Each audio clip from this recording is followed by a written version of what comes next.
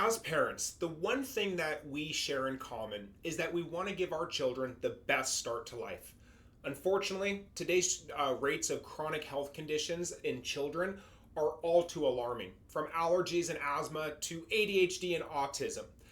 The question is, what can you do today to help your child's development and health before they're even born?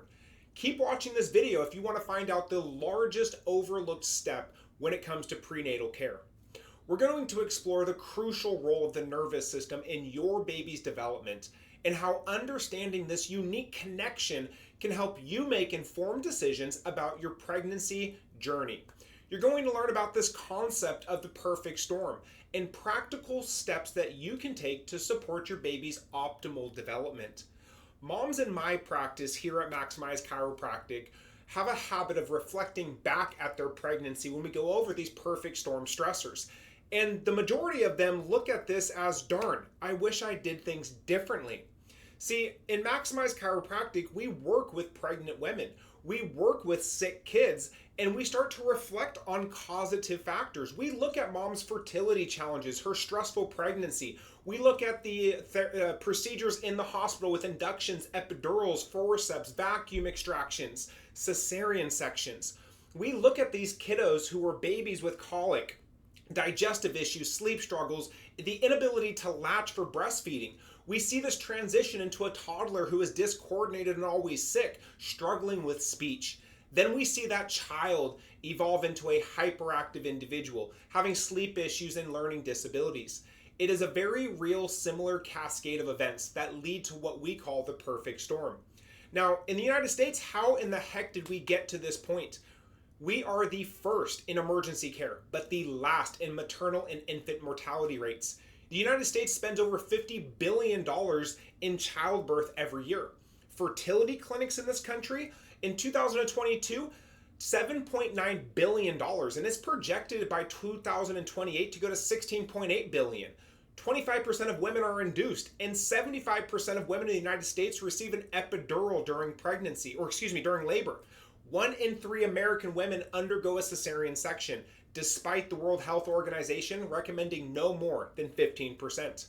Now, obviously, we can't control everything that happens during birth, and some scenarios really are emergencies.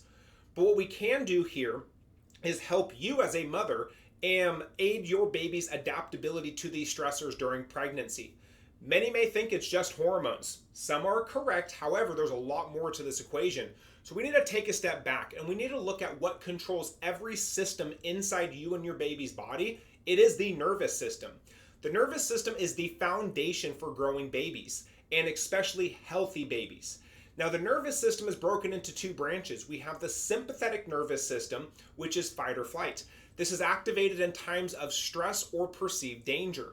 It prepares the body for action by increasing the heart rate, increasing blood pressure, and aiding in muscle tension. Now, on the opposite end, you have the parasympathetic nervous system, rest, regulate, and digest response. It promotes relaxation, healing, and restoration. It will slow your heart rate, it will enhance digestion, and it will support the immune function. Now, we need to be in balance with these 2 areas, and a lot of people are stuck in that sympathetic dominant state. In a healthy individual, both sides work synergistically together.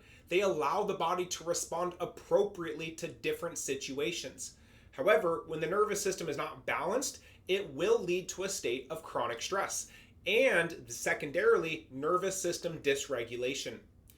Now, we mentioned earlier this perfect storm and how a cascade of events will cause dysregulation of the body.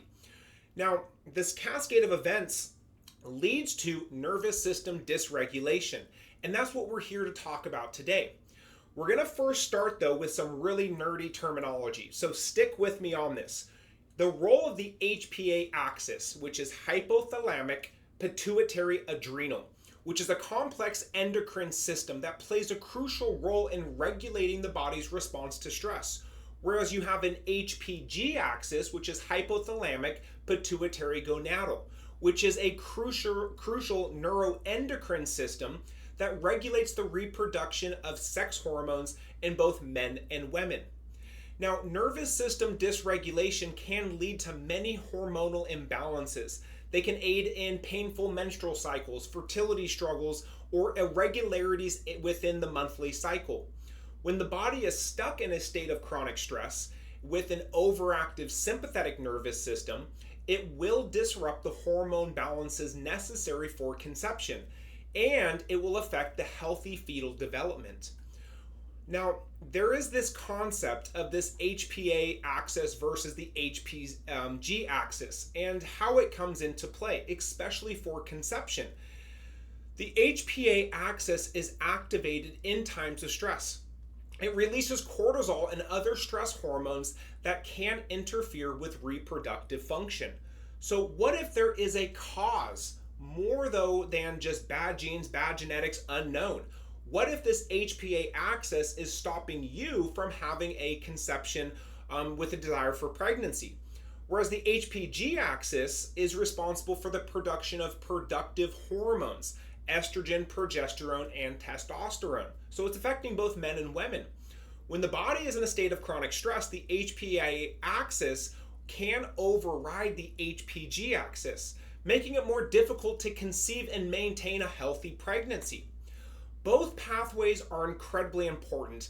Neither of the two are more important than the other, but our bodies have to know when HPA is needed and when it should be in a state of rest and digest state. The problem really occurs when our bodies are stuck in this fight or flight system, because in our society, a bear is not necessarily chasing you. It's our society. It's this physical, chemical, and emotional stress that's affecting your body's performance and function. Now, we have to understand how mom stress will play a role in fetal autonomic system development, because again, mom and baby are synchronized together. So how does the HPA and HPG axis affect baby during this pregnancy? Well, it's called an umbilical cord. It doesn't just serve as a pathway for nutrients and oxygen, but it's more of like, think of it like as a power cord that connects the mother's nervous system to the baby's nervous system. This means that the developing baby also feels any stress or emotional challenge experienced by mom during pregnancy. What mom feels is what baby feels. Mom's nervous system is sending a blueprint through the umbilical cord for the baby's nervous system to learn from. Now, if mom during pregnancy has high levels of stress, it can alter the fetal neurodevelopment, and it can lead to various health challenges later in life. Now, when a mother experiences chronic stress, her sympathetic nervous system is constantly activated, and this stress is transmitted to the growing baby. Not even to mention, if the mom's all stressed out during her birth experience, it's going to affect her body's natural ability to have that child in a natural state. Now let's discuss this nervous system development in utero, and let's break it down trimester by trimester. What's most amazing is that your baby's nervous system begins to form at week 3, before you're even celebrating or telling family that you're pregnant. Week 5 through 8, major organs start to develop. Week 6, the sympathetic nervous system, which is also involved in social development in children later in life, begins to form. So again, whether that stress happens at week 5, week 6, week 10, week 20, these things affect the development of different systems. Weeks 13 through 16, bones and muscles start to develop. Week 17, the cerebellum in the brain starts to form. Week 27, the vagus nerve myelination occurs. And now we're into the 3rd trimester, where a lot of amazing things start to happen. In weeks 29 to 32, the immune system starts to develop. Weeks 33 through 36, there is a rapid brain development that occurs at this stage. And here's the thing, week 37, the autonomic nervous system is already fully developed. It's amazing at God's plan with pregnancy, and it's amazing to see how these systems start to develop in utero. So with a different lens of analysis, stress at different parts of your pregnancy will affect the systems in your baby's body to alter their development. Now, subluxation and dysautonomia, some terms that we use in neurologically focused chiropractic care, which is a fancy word for stress that is stuck in your nervous system and what dysregulation occurs in the nervous system. So subluxation is stress, Dysautonomia is a dysregulated nervous system. This is the only item that we focus on in neurologically focused pediatric chiropractic care. That's the only thing that we work on is the nervous system. Yes, we identify and remove stress inside the nervous system. The spine is designed to protect the nerves that make up this system, and we use the spine as a portal to balance and stimulate the autonomic function. Now, the effects of subluxation and dysautonomia in pregnancy can include hormonal imbalances and fertility distress, heightened stress response, and difficulty relaxing. Now, you've got to be in that parasympathetic response, which is relaxing mode, for your birth experience. It can lead to impaired blood flow to the placenta. It can affect suboptimal fetal positioning, things like breech presentations or transverse presentations in utero, which will lead to a cesarean section. It'll affect an increase in risk of complications during labor and delivery. So again, this stress affects not just the development of the child in utero, but it affects also your birth experience, which we don't want that journey to go away from what your birth plan is. Now, obviously, we cannot control everything. However, we can start our bodies right now to be educated, resilient, and adaptive to anything that is thrown our way. That's the idea of our bodies, is that they're self-adaptive, self-responsive, and your body can heal itself. During preconception and pregnancy, we have the power to create an environment that supports the baby's development from the very beginning. One of the most important steps you can take today is to educate yourself. Prepare yourself for the journey ahead. You can start by prioritizing this preconception care for both partners. Get healthy before you conceive. You can optimize your physical, mental, and emotional health through things like nutrition, exercise, stress management, and nervous system support. You can lay a strong foundation before conception.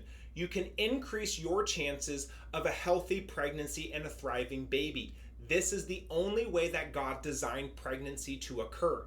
You've got to build your circle though. You got to build that tribe and surround yourself with supportive birth team members. You have to choose your environment.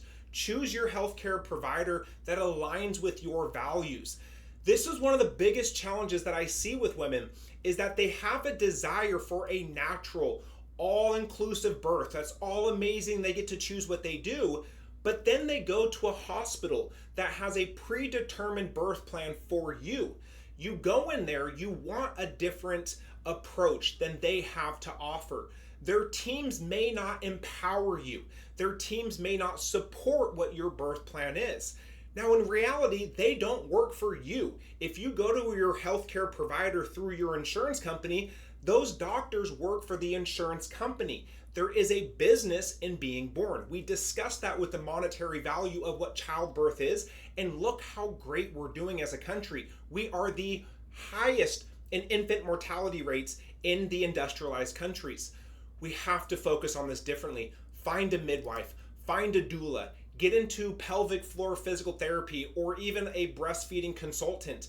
Have your prenatal chiropractor be your health coach in guiding you through this journey. Because again, neurologically focused prenatal chiropractic care, our biased opinion is all natural birth, but we give guidance. If there's stressors that won't allow for that, we know exactly how to guide you through the emergency scenarios that can aid in giving you that proper support.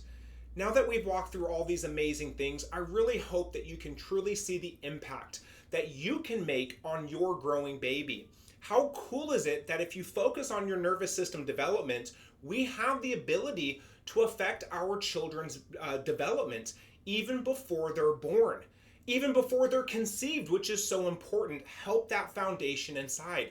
Neurologically focused chiropractic care offers very specific benefits. You can improve your nervous system function for both you and your baby. It will reduce stress, it will enhance your immune function, and it will optimize the fetal development.